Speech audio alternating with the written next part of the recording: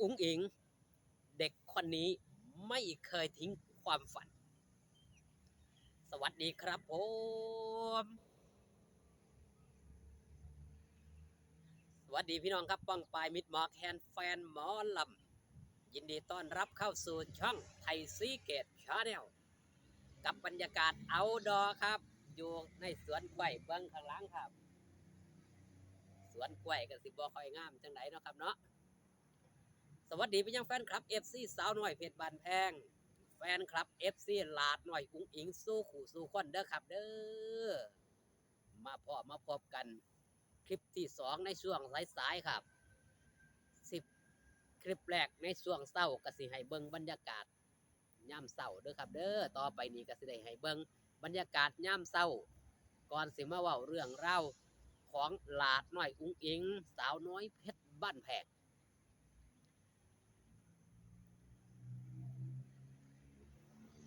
คลิปนี้สิมาเว้าฮอดครับเรื่องราวของลาดน้อยอุ้งอิงในหัวข้อตามหน้าปกเลยครับอุ้งอิงเด็กหญิงหรือว่าเด็กน้อยผู้บ่เคยถิ่มความฝันจังได้ประสบผลสำเร็จณปัจจุบันนี้ถือว่าเป็นเด็กน้อยอีกผู้หนึ่งครับที่มีความคิดแน่วแน่เดินเส้นทางเดียวมาโดยตลอด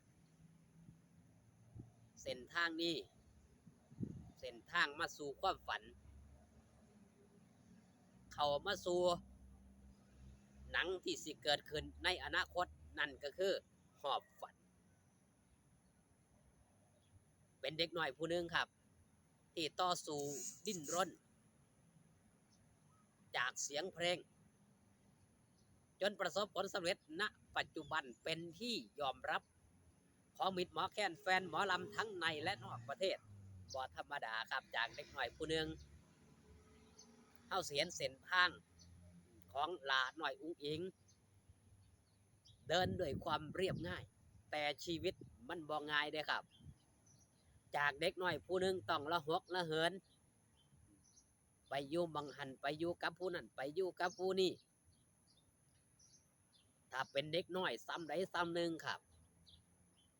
ถ้าบ่มีจิตใจที่แน่วแน่ถ้าบ่มีจิตใจที่เข้มแข็งเสียผู้เสียคนไปหลายเด้ครับอุ๋งอิงถือว่าเป็นเด็กน้อยที่มีจิตใจเข้มแข็งมุมานะอดทนอดกลั้นบ่ว่าสิพ่อพบอุปสรรคอีหยังต่างๆก็ตามบ่ทอดบ่ท้อบ่ถอยตั้งหลักปักฐานในเส้นทางเส้นเดียวนั่นก็คือเอาเสียงเพลงมาเพื่อแลกความฝันตั้งปณิธานเอาไว้ตั้งแต่น้อยๆว่าอยากเป็นศิลปินยืนอยู่บนเวทีใหญ่ๆอยากมีวงเป็นของเจ้าของได้มีโอกาสออกรายการโทรทัศน์ตั้งแต่เล็กแต่น้อยถือว่าหาได้ยากในยุคของหลาดน้อยอุ๋งอิงที่ดิ้นรนต่อสู้จนได้มีโอกาสได้สัมผัสทางช่องโทรทัศน์บ่แม่นยุคปัจจุบันนะครับมีกระแสนิดๆหน่อยๆก็ได้ออกแล้วโทรทัศน์ได้ออกโซเชียลมากมายณปัจจุบันแต่ยุคสมัยของหลาน้อยอุ๋งอิงณตอนนั้นโซเชียลก็ยังบ่ทันแข็งแรงเด็กน้อยที่สิเข้ามาอยู่ในแวดวงการของหมอหลองหมอลำก็บ่ทันมีครับสิมีก็ลูกหลานหัวหน้าที่พ่อได้ขึ้นเวทีได้ถ้าเป็นลูกคนตัวไปนี่หายากครับสิได้ขึ้นเวทีหมอลำง่ายๆอายุขนาดหลานน้อยหรือว่าหลานน้อยอุ้งอิงได้หอบความฝันมาตั้งแต่เล็กแต่น้อยจนกระทั่งได้เข้ามาอยู่สาวน้อยเพชรบ้านแพงจนบอสโจได้แต่งเพลงให้มีชื่อว่าหอบฝันมาหลังหัดใช้ชีวิตของหลาหน่อยอุ้งอิงนี่ละมาบรรยายให้มิตรหมอแคนแฟนหมอลำได้เบิ่งได้แย่งหลายคนครับต้องน้ำตาไหล มื่อเว้าฮอดจอดถึงศิลปินผู้นี้นั่นคือลาดน้อยอุ๋งอิงแม้แต่ผู้ชายอกสามศอกเว้าฮอดจอดถึงลาดน้อยอุ๋งอิงก็ยังน้ำตาไหลผู้ลังคนติดตามติดสอยหอยตามเดินทาง20-30 กิโลนี่บ่แนงนายเพื่ออยากให้ไปพบไปพ่อลาดน้อยอุ๋งอิง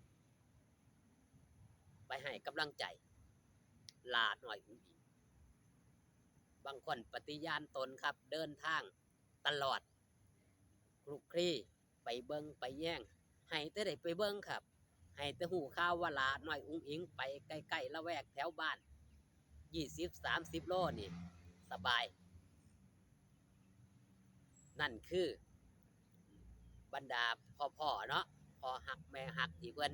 เอาใจใส่ลาดน้อยอุ๋งอิงบางคนเพิ่นก็ว่าหักหายกว่าลูกอีกเว้าขึ้นมาก็สิให้สิฮ้องเว้าขึ้นมาก็จักเป็นหยังมันน้ำตาไหล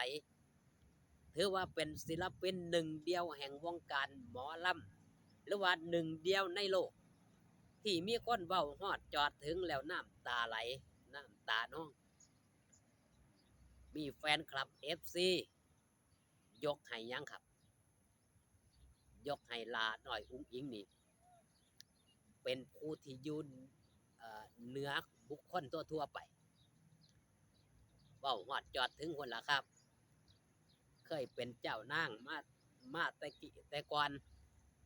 มาเกิดในศาสตร์นี้มีถือว่าเป็นคนที่มีบุญมีบารมีหลายเฮ็ดให้แฟนคลับ FC